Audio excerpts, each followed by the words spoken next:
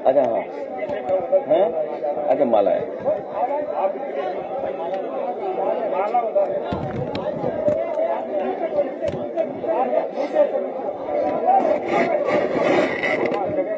खड़े होने की जगह नहीं रख देंगे वाली जी को।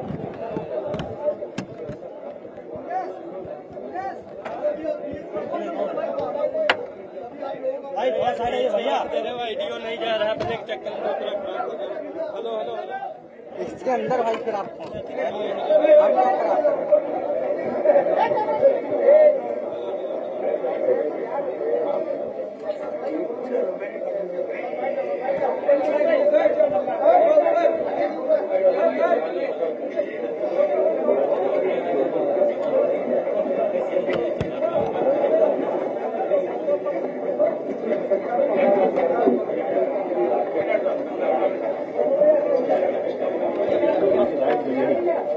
यही मतलब सत्य कहा। सभी मंचासीन अतिथियों से और सभी सम्मानित साथियों से आग्रह है, एक संकल्प राष्ट्रीय एकता दिवस के अवसर पर हम सब लोग लेंगे। मैं इधर से वाचन करूंगा, आप उसे दोहराएंगे। जी खड़े होकर के।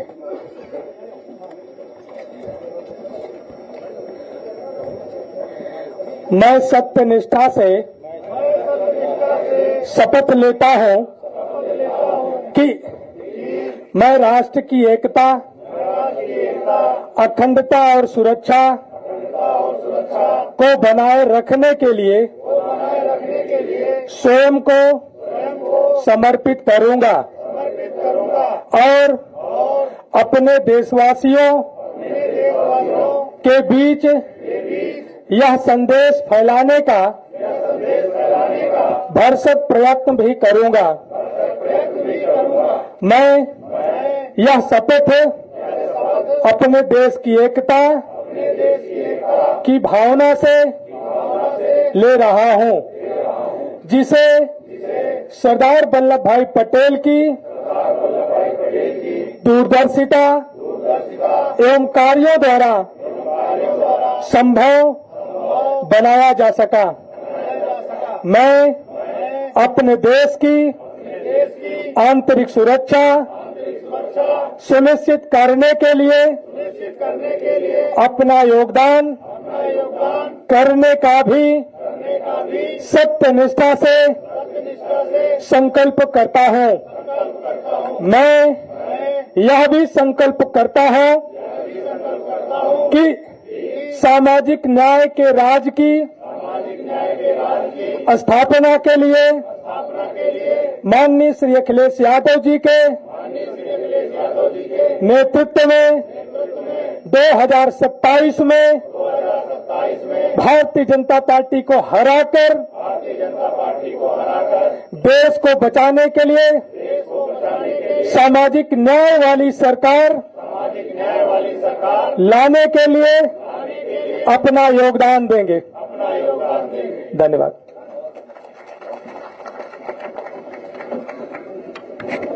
Doctor R.K. वर्मा जी, नरेंद्र वर्मा जी, आशुतोष वर्मा जी, लालजी वर्मा जी, हमारे पार्टी के अध्यक्ष रहे नरेश उत्तम जी पटेल जी, और बड़ी संख्या में विधायक चित्रकूट से लेकर के और सभी साथी जो आज आए हैं। आज पार्टी कार्यालय में हम सब लोग मिलकर के 150वीं जयंती सरदार पटेल जी की मना रहे हैं। लौह पुरुष, भारत रत्न और देश को एक बहुत फर्म नेता और एक स्ट्रांग लीडर, जिन्होंने भारत को एक करने के लिए और भारत की रियासतें, भारत को भौगोलिक दृष्टि से बड़ा बनाने के लिए लौह पुरुष ने जो फैसले लिए, आज हम सब लोग ये संकल्प लेते हैं कि उनके बताए हुए रास्ते पे चल करके अपने देश को और प्रदेश को और मजबूत बनाने का काम करेंगे।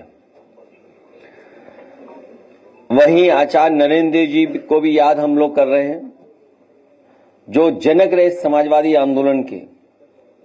वो एक शिक्षक तो थे ही, कई संस्थाओं में उन्होंने सबसे महत्वपूर्ण योगदान दिया। समाजवादी विचारधारा से प्रभावित होकर के समाजवादी आंदोलन को बढ़ाया। हम उनको भी याद करते हुए समाजवादी प्रदेश भारत कैसे बने उस दिशा में हम लोग लगातार मिलकर के काम करेंगे। आज बहुत सारे जागरूक, प्रतिष्ठित, सम्मानित लखनऊ और आसपास और उत्तर प्रदेश के लोगों से मुलाकात और उनके विचारों को सुनने का मुझे मौका मिला।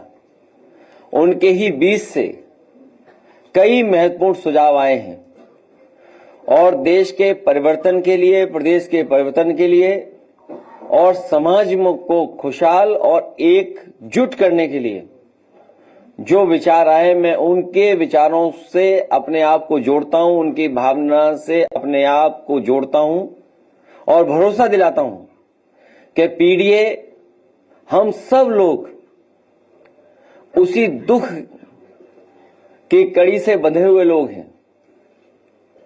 हम सब लोग एक ही विचारधारा पीडीए के साथ मिलकर के बदलाव लाने का काम करेंगे। जहां सुझाव आए वहीं ये भी बात रखी गई कि आने वाली पीढ़ी के भविष्य को बनाने के लिए मॉडर्न और समय के हिसाब से जो पढ़ाई और टेक्नोलॉजी है, अगर उस तरह की यूनिवर्सिटी बने सरदार पटेल जी के नाम पर, तो वो हम लोग बनवाने का काम करेंगे आने वाले समय में। उनके सम्मान के लिए भी कोई बड़ा काम और भी करने का काम करेंगे।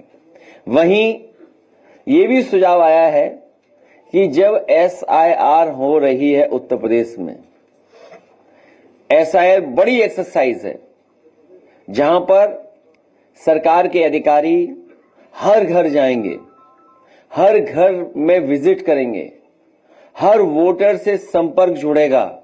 वहीं पॉलिटिकल पार्टी के लोग भी जुड़ेंगे, वो भी अपनी वोटर लिस्ट ठीक कराने के लिए BLO के साथ संपर्क रखेंगे। उस समय हम लोग मांग करते हैं कि जब इतनी बड़ी एक्सरसाइज हो रही है हर वोटर की और इतनी बड़ी वोटर लिस्ट बनने जा रही है, तो एक महत्वपूर्ण डेटा जो हम सब लोग मांग करते रहे हैं, उसके लिए केवल एक कॉलम और बढ़ाना है।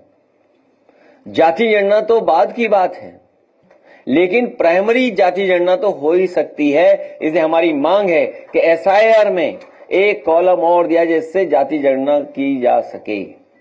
और भविष्य में, क्योंकि पॉलिसी मेकिंग है, हमें योजनाएं लागू करनी है या तमाम गरीब परिवार के लोगों तक योजनाएं पहुंचानी है, आर्थिक सामाजिक रूप से उन्हें बराबर खड़ा करना है।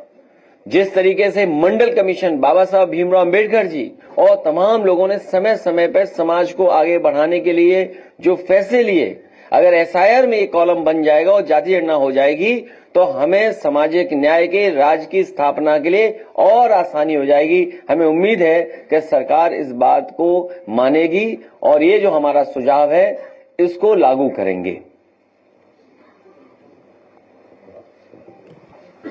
सर, बिहार में जिस तरह से उसामा के बेटे सर ये कह रहे थे कि जो बिहार में शहाबुद्दीन के बेटे को जो टिकट दिया तो गृह मंत्री जी ने कहा कि यहाँ जंगल राज आना चाहिए।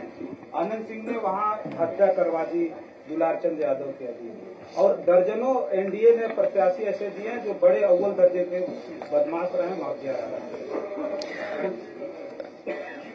मैं सीरियस नोट पे ये बात कहना चाहता हूं कि जो मुद्दे बिहार में उठाए जा रहे हैं, आखिरकार भारत सरकार इतने सालों से क्या कर रही थी, या लॉ एंड ऑर्डर के सवाल पर जो आज दूसरे दलों को घेर रहे हैं, इतनी बड़ी घटना हो जाना, जहां पर हत्या होना,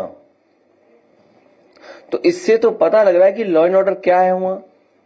और वो भी चुनाव के दौरान अगर इतनी बड़ी घटना हो रही है तो प्रश्न लग रहा है कि आखिरकार सरकार क्या काम कर रही है, भारत सरकार क्या काम कर रही है।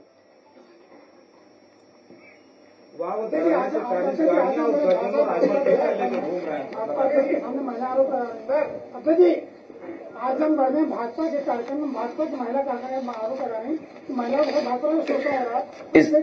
इससे पहले भी आपको पता होगा, एक प्रदेश के अध्यक्ष से उन्होंने पूछा योजना कैसी चल रही है, इनको पहचानते हो?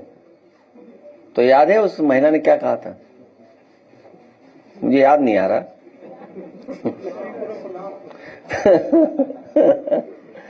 हाँ, तो सोचिए आप, और ये एक महिला का दुख है, और वो भी भारतीय जनता पार्टी की वो सदस्य संगठन में की है।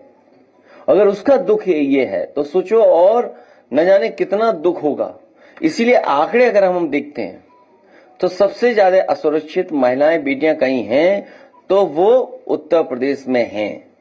और अभी हाल में ही एक पुलिस के अधिकारी पकड़े गए हैं।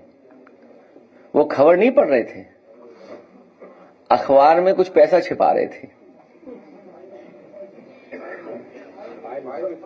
फाइल थी वो, अरे अखबार गलत बोल दिया मैंने।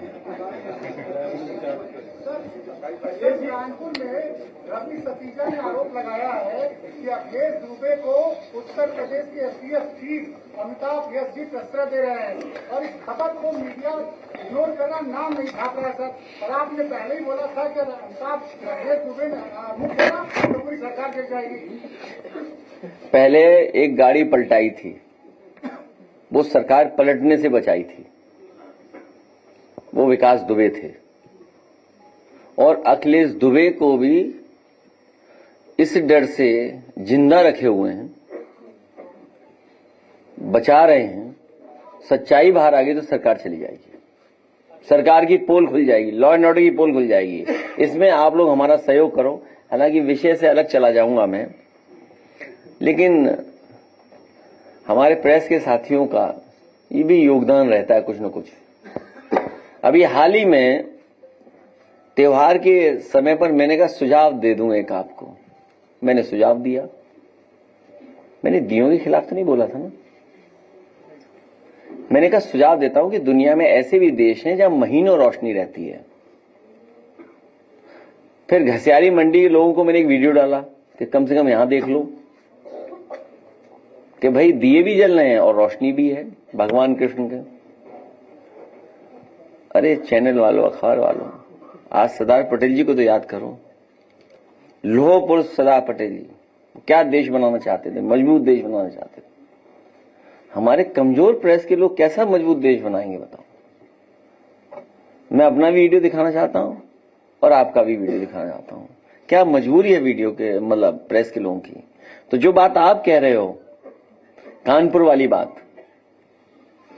वहां पर पूरे सरकार के अधिकारी उलझे हुए हैं, फंसे हुए हैं।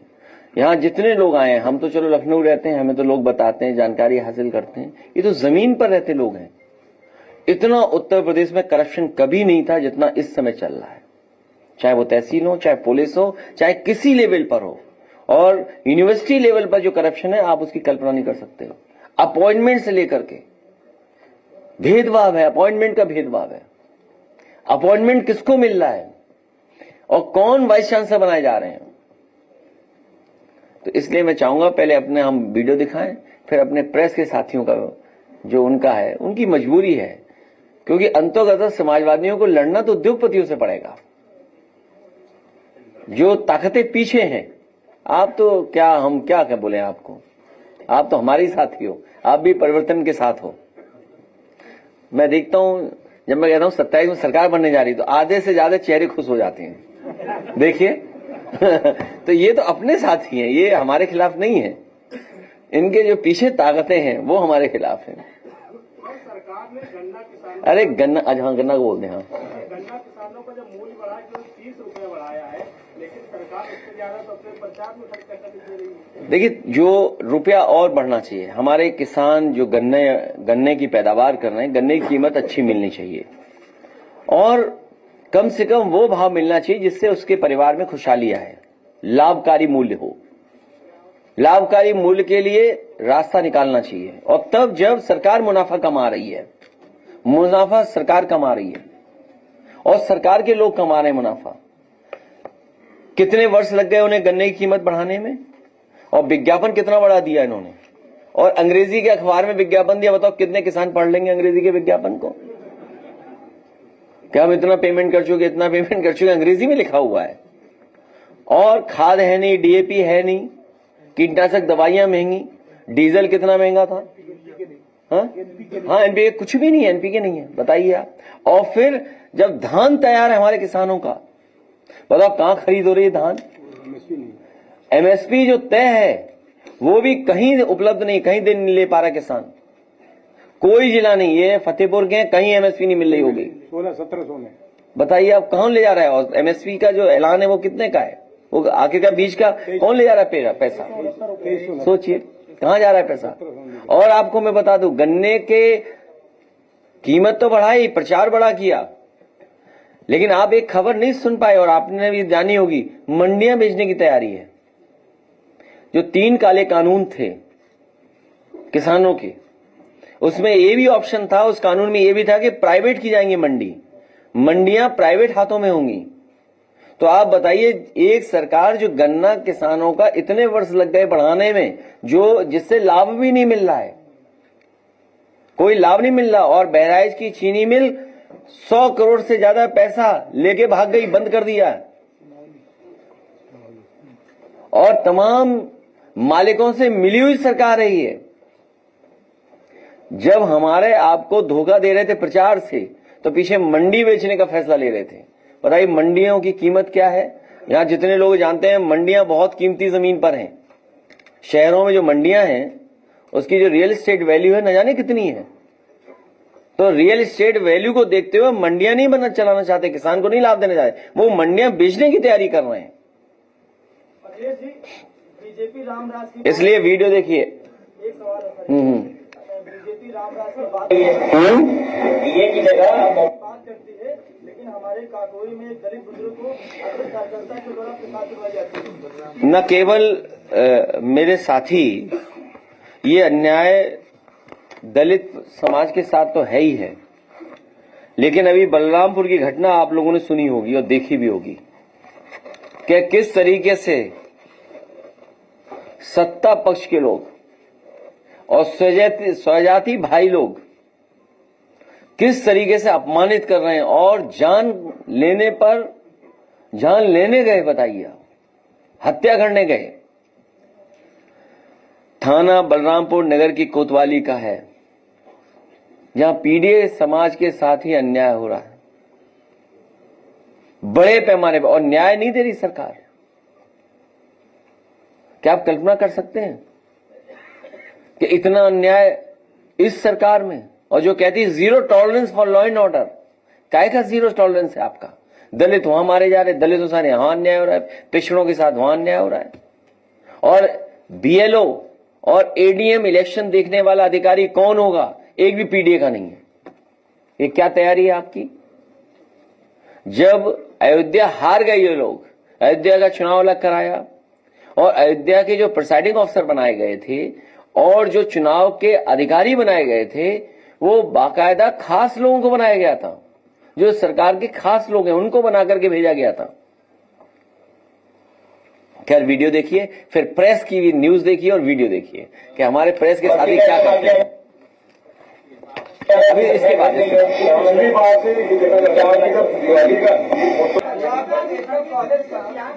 डॉक्टर है प्रियंका सिंह लिखा है, डॉक्टर प्रियंका सिंह ने प्रसव के लिए आई महिला के पति से कहा कि अगर आपके पास पैसा नहीं तो आप बच्चे पैदा क्यों कर रही हो।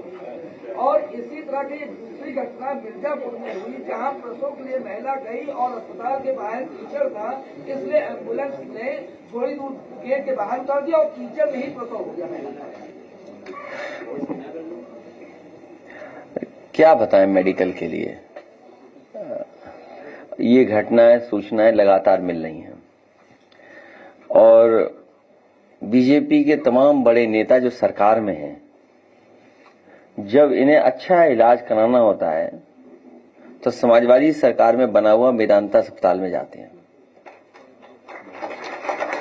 मैं उत्तर प्रदेश के लोगों को भरोसा दिला सकता हूं कि जिस तरह कैंसर इंस्टीट्यूट बना है, वर्ल्ड क्लास कैंसर इंस्टीट्यूट, या लोहिया अस्पताल में फ्री इलाज होता था, सैफई मेडिकल यूनिवर्सिटी में फ्री इलाज होता था, केजीएमयू में गरीबों के इलाज के लिए अलग से फंड दिया जाता था। किसी भी गरीब परिवार के सदस्य को अगर अस्पताल भेजा जाएगा तो उसका फ्री इलाज होगा, उस पर कोई भी अतिरिक्त खर्चा नहीं आने दिया जाएगा, और मेडिकल की वर्ल्ड क्लास फैसिलिटी प्रोवाइड करेंगे। जब 4 लाख करोड़ के लगभग यूपी का बजट समाजवादी सरकार में था, तो बड़े पैमाने पर 108, 102 एम्बुलेंस चलाई गई थी, जिससे फोन करने पर गरीब के गांव घर पहुंच करके एम्बुलेंस अस्पताल तक ले जाती थी। आज तो 8 लाख करोड़ है। आने वाले समय में समाजवादी सरकार बनेगी तो न केवल एम्बुलेंस बढ़ाया जाएगा, बल्कि सुविधा अस्पतालों में दी जाएगी, जिससे किसी भी गरीब को इस तरह की समस्या का समाधान फेस न करना पड़े। दूसरा, इनकी सरकार में इलाज कराना, अगर आप इलाज कराने गए तो पता लगा आपको भी ओटी में पहुंचा देंगे। जब होश आएगा ओटी में तो कहोगे हमें तो इलाज किसी और चीज का चाहिए था। सोचिए आप, दाएं पैर में बताओगे कि प्लास्टर बंधना है, कहो बाएं बांध दें। इनके स्वास्थ्य सेवाएं पूरी खत्म हो चुकी हैं।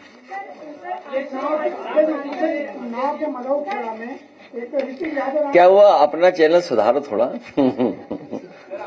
आपकी आपका ही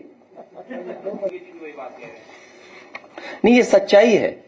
और जब अंडरटेकिंग दी थी, गिवन अंडरटेकिंग, तब आरएसएस पे बैन हटा था।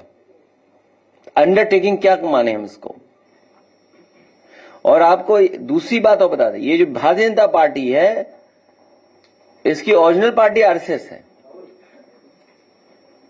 वहीं से निकले हैं।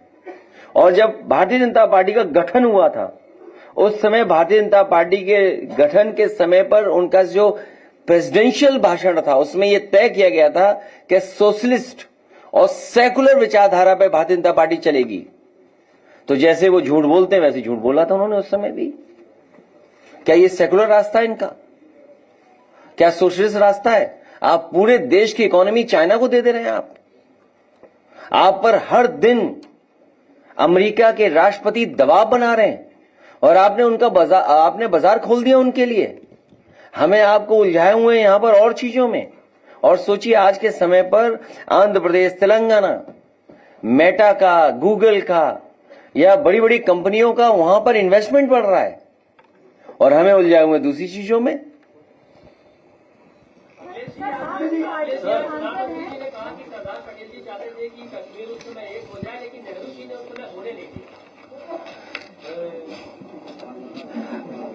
जो आज की भारतीय जनता पार्टी और हमारे जागरूक पत्रकार,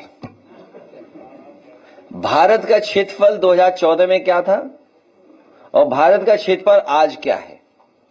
भारत का क्षेत्रफल सरदार पटेल जी ने कितना बड़ा बनाया था, भारत का क्षेत्रफल कितना बड़ा था, और आज क्षेत्रफल क्या है। हमें उम्मीद है क्षेत्रफल के बारे में ये पत्रकार साथी जरूर बताएंगे।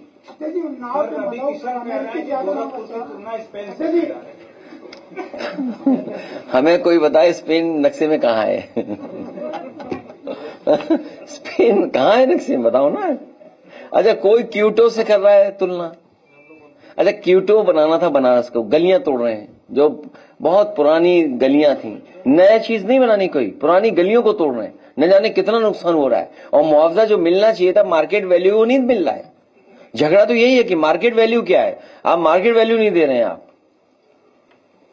आपने कहा क्यूटो बना देंगे। अरे आप गूगल करके कभी तस्वीर तो देखो, वीडियो तो देखो, क्यूटो क्या है। आज के समय में धोखा नहीं दे सकते हैं। आज से 10 साल पहले आप धोखा दे देते। मैं कोई बात कहता, आप तुरंत चेक कर लोगे गूगल करके। बहुत से प्लेटफॉर्म वहां पर चेक कर लोगे आप। ये संभव पहले नहीं था। तो आप कह रहे हैं हम क्यूटो बना देंगे, कोई कह रहा है स्पेन जैसा। अरे गोरखपुर स्पेन जैसा देखेगा, न जाने कितना गांजा पकड़ा जा रहा है पूरे उत्तर प्रदेश में। हाँ, उससे तो मिलता है स्पेन थोड़ा बहुत। स्पेन की लाइफ से थोड़ा बहुत मिलता है, हालांकि इसमें बुराई मान जाए कोई।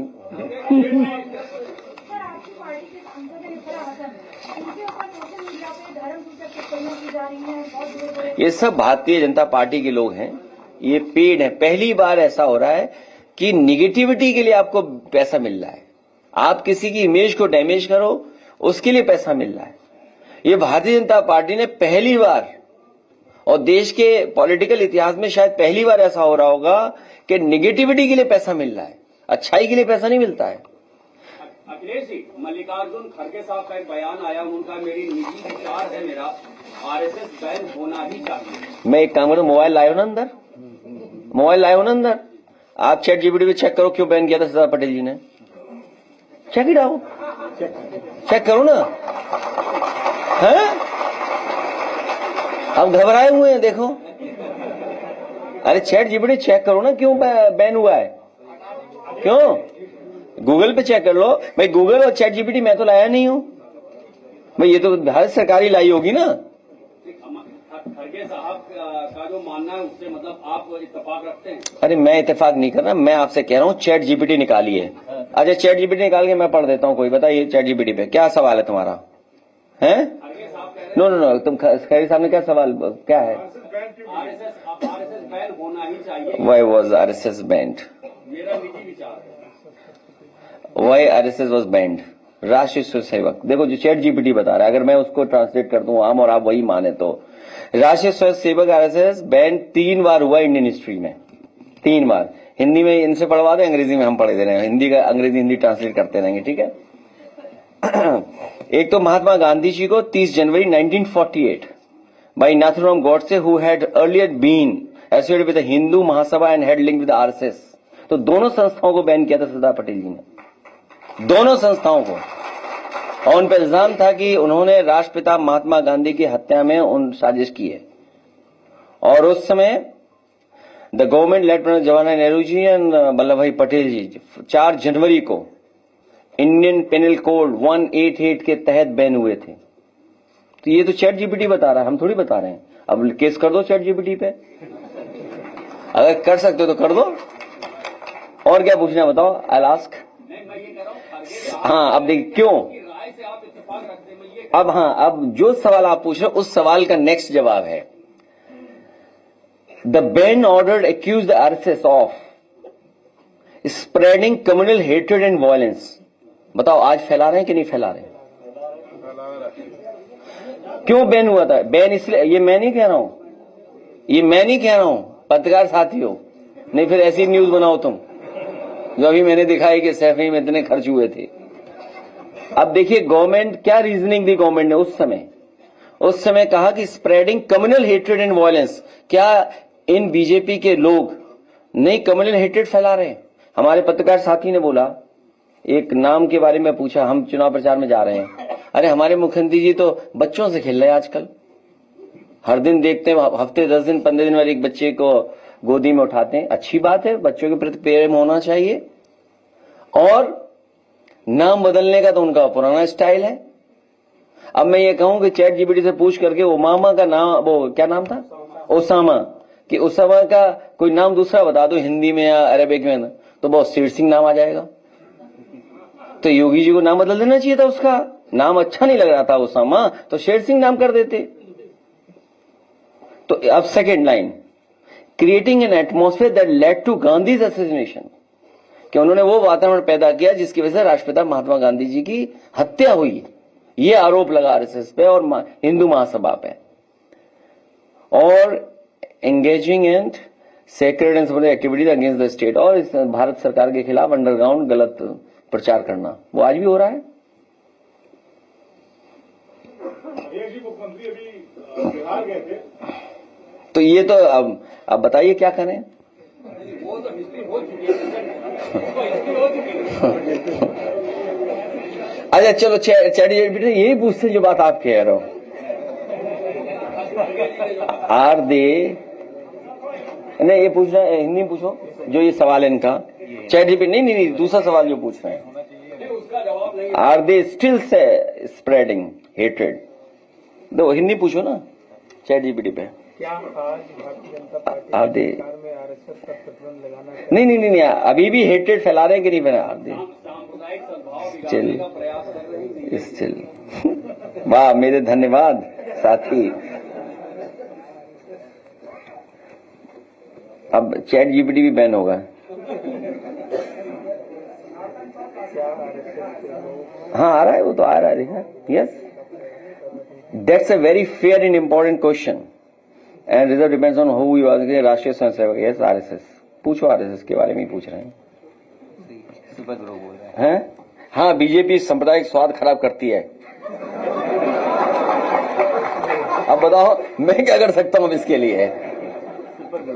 बताओ मैं क्या कर सकता हूँ? हाँ हाँ हाँ, तुम टॉपिक क्यों बदले? चैट जीपीटी और हमारे नेटवर्क 18 से बात हो रही है?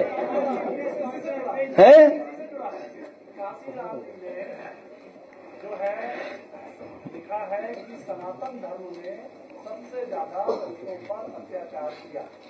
ये काशीराम जी ने लिखा है अपनी जो है धरती पर, पूरे धरती पर जाति के आधार पर भेदभाव कहीं नहीं है जितना भारत में हुआ है। और जितना दलित अपमानित हुआ है या दलित के साथ जिस तरह का व्यवहार हुआ है, शायद धरती पर व्यवहार इस तरह का किसी जाति के आधार पर नहीं हुआ होगा। आओ नेक्स्ट सवाल, चैट जीपीटी।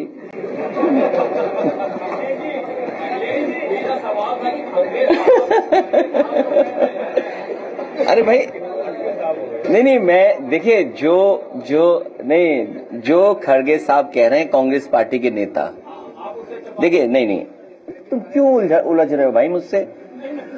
मैंने कहा जो सवाल ये पूछ रहे हैं वही सवाल अगर कांग्रेस पार्टी के राष्ट्रीय अध्यक्ष जी कह रहे हैं और वही सवाल मैं अगर चैट जीपीटी से पूछता हूं तो जो वो कह रहे हैं वही चैट जीपीटी कह रही है, उसी हम सहमत हैं। अब बताओ आप। यूपी में बुलडोजर और बिहार में अडानी को ₹1 नहीं, देखिए ऐसा है, तुम पत्रकार तो हो नहीं, ऐसे ही आगे कहीं से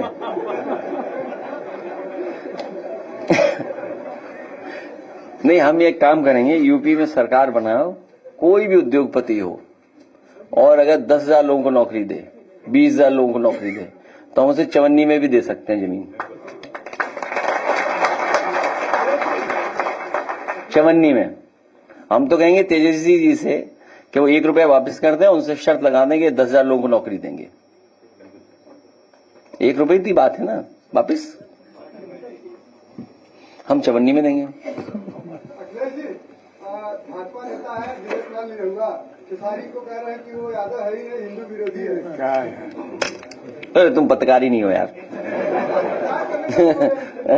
तुम पत्रकार नहीं हो, तुम ऐसे ही हो बस मित्र। वहाँ पे बिहार में कहते हैं मुख्यमंत्री जी, वहाँ पे बुलडोजर आया था, उसको तारीफ कर रहे थे, लेकिन मेरठ में एक बड़े पैमाने पर वहाँ पे बुलडोज किया गया, एक बिल्डिंग बुलडोज की गई है, वहाँ के व्यापारी बहुत परेशान है। देखिए वो बीजेपी की दुकानें जा रही है ना। मुझे कोई साथी बता रहा था कि ये फैसला पहले भी आया था समाजवादी सरकार में, तो उस समय हम लोगों ने दुकानें नहीं टूटने दी थी। उन सब लोगों ने बीजेपी को वोट दिया है तो रिटर्न गिफ्ट मिल रहा है बुलडोजर का। मैं एक बार फिर अपने सभी नेताओं का, जहां उपस्थित हैं नरेश उत्तम जी, लालजी वर्मा जी, उत्कर्ष वर्मा जी, आर.के. वर्मा जी, राजन चौधरी जी, नरेंद्र वर्मा जी, आशुतोष वर्मा जी, एस.पी. सिंह जी, H.N. पटेल जी, संदीप पटेल जी, अनिल पटेल, पंकज पटेल, अनिल वर्मा, इन सभी साथियों का, और जिनका नाम मेरा छूट गया है, बहुत सारे साथी हैं, पटेल यात्रा चलाने वाले बहुत सारे साथी लोग हैं, मैं सबका धन्यवाद और आभार प्रकट करता हूं। लाइए सवाल तुम्हारा।